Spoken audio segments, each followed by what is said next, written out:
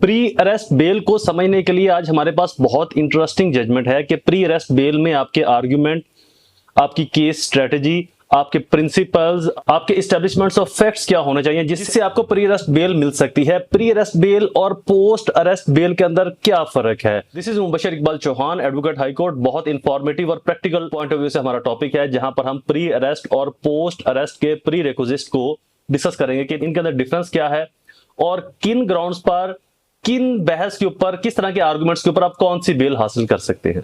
Most of time हम pre arrest bail के अंदर भी वही बहस करते हैं जो हमारी पोस्ट अरेस्ट की बहस है। ऑनरेबल लॉर्डशिप की इस जजमेंट ने pre requisite of pre arrest bell को बड़ी खूबसूरती के साथ एक्सप्लेन किया है कि pre arrest bell is a different and post arrest bell is a different. दोनों के आर्ग्यूमेंट पैटर्न भी डिफरेंट होंगे, दोनों की एस्टेब्लिशमेंट्स ऑफ फैक्ट्स भी डिफरेंट होंगे, दोनों की थ्योरीज और लॉजिक भी डिफरेंट होगी। एक पर आप प्री इन्वेस्टिगेशन बहस कर रहे हैं और दूसरे में आप पोस्ट इन्वेस्टिगेशन बहस कर रहे हैं पोस्ट अरेस्ट बेल के अंदर। ऑनरेबल लॉर्डशिप की ये जजमेंट है PLD 2025 सिंध 90 पेज नंबर है इसका। Pre arrest bail, prerequisite, consideration of pre arrest bail are different from the post arrest bell.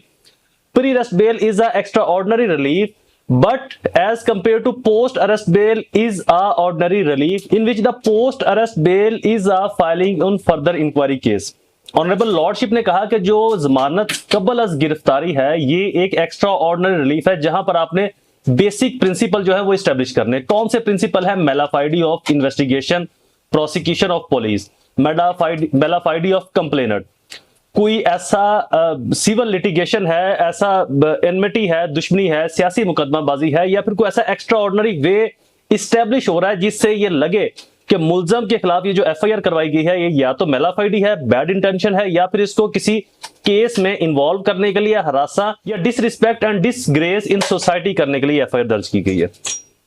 Post arrest bell बिल्कुल डिफरेंट है। यहां पर आपने प्रोसिक्यूशन के मनफी एस्पेक्ट्स, प्रोसिक्यूटर, पुलिस इन्वेस्टिगेशन के मनफी एस्पेक्ट्स, कंप्लेनेंट मदई की जो मेलाफाइडीज है, बैड इंटेंशंस हैं, उनको आपने अहिया करना है। ये कैसे अहिया होंगी उसके ऊपर बहुत जल्दी मेरी अगली वीडियो आ जाएगी, so stay connected, subscribe the channel. Second principle जो इसके अंदर एस्टेब्लिश हुआ, while seeking pre arrest bail it is a duty of accuse और डिफेंस। हमेशा याद रखिएगा कि क्रिमिनल केस के अंदर जो ड्यूटी है वो या बर्डन ऑफ प्रूफ हमेशा प्रोसिक्यूशन के ऊपर, पुलिस इन्वेस्टिगेशन के ऊपर या कंप्लेनेंट के ऊपर रहता है। बट प्री अरेस्ट बेल के अंदर जो ड्यूटी है या बर्डन ऑफ प्रूफ है वो शिफ्ट होकर डिफेंस पर आ जाता है। इसी प्रिंसिपल को एस्टेब्लिश किया गया कि ये अक्यूज की डिफेंस की प्राइम रिस्पॉन्सिबिलिटी है, प्राइमरी ड्यूटी है to establish and prove the malafide of the part of investigation, prosecution और complainant. Investigation agency, police, prosecutor या फिर मदई का जो मेलाफाइडी पार्ट है, बैड इंटेंशन है, उसको अहिया करे, जैसे भी करे।